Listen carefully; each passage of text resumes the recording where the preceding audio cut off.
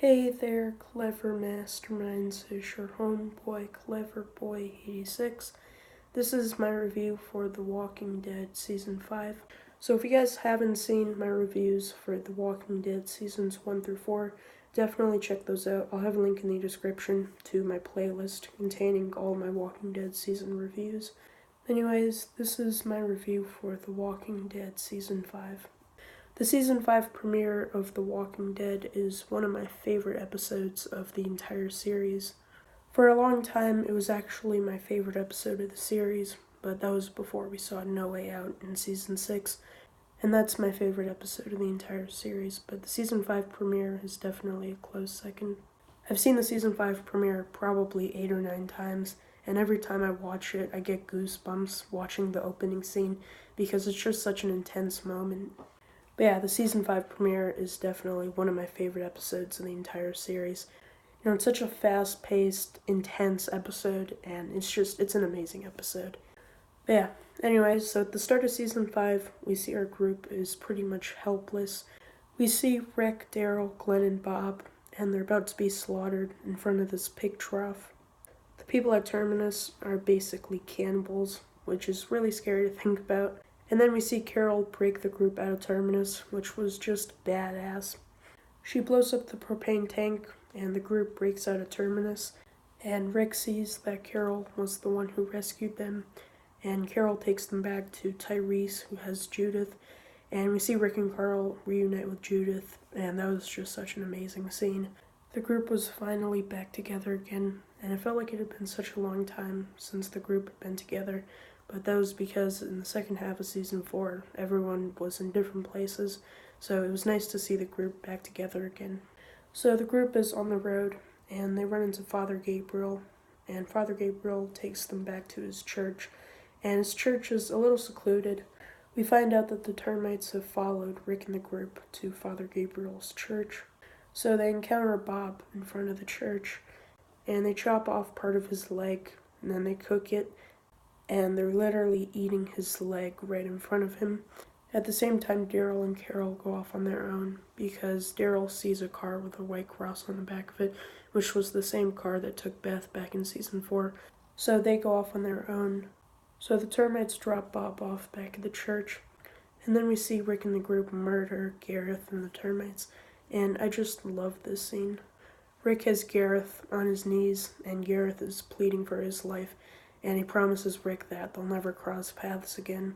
And Rick tells Gareth, I already made you a promise, referencing when he promised to kill Gareth with a red-handled machete back in the Season 5 premiere. And he kills Gareth with the red-handled machete, and I just love that scene. It was definitely one of the darkest scenes in The Walking Dead. So we finally find out where Beth has been, and she's in this hospital in Atlanta. I wasn't really a big fan of the hospital storyline. I thought Dawn worked as a villain, but I just didn't really like how the whole hospital storyline played out. We meet Noah for the first time, and I actually kind of liked Noah as a character. But anyways, so we see Noah and Beth try to escape, and Noah is successful in escaping, but Beth gets caught. Meanwhile, we see Abraham, Eugene, Rosita, Glenn, Maggie, and Tara, and they're on the road to Washington, D.C. because Eugene says that he has the cure for the zombie virus, but it's in Washington, D.C. So they venture to Washington, and it's revealed that Eugene wasn't a scientist and that he made everything up. So Daryl and Carol are in Atlanta, and they run into Noah. Some of the people from the hospital ran Carol over, so they take her to the hospital. So Daryl and Noah go back to the church, and Rick and the group start making a plan to get Beth and Carol back. So they all go back to Atlanta, and Rick wants to make an even trade deal with Dawn.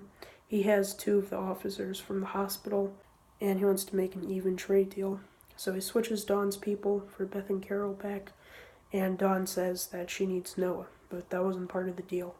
And out of nowhere, Beth stabs Dawn with a pair of scissors, and Dawn accidentally shoots her in the head, which leads to Daryl killing Dawn.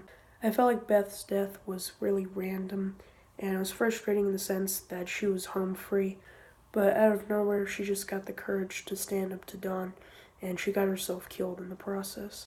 We see Abraham's group arrive at the hospital just as Rick and the group are walking out, and we see Daryl carrying Beth's body, and Maggie just breaks down, which was a very emotional scene. So anyways, we see the group travel to Virginia because Noah wanted to go there to see if his family was still alive, and that's what Beth would have wanted. And right away we see that Noah's family is all dead, and Noah and Tyrese go into Noah's old house, and Tyrese gets bitten by Noah's little brother, who was a walker. And it was another death that I felt like was super random, but in my opinion it was one of the best deaths of the entire series.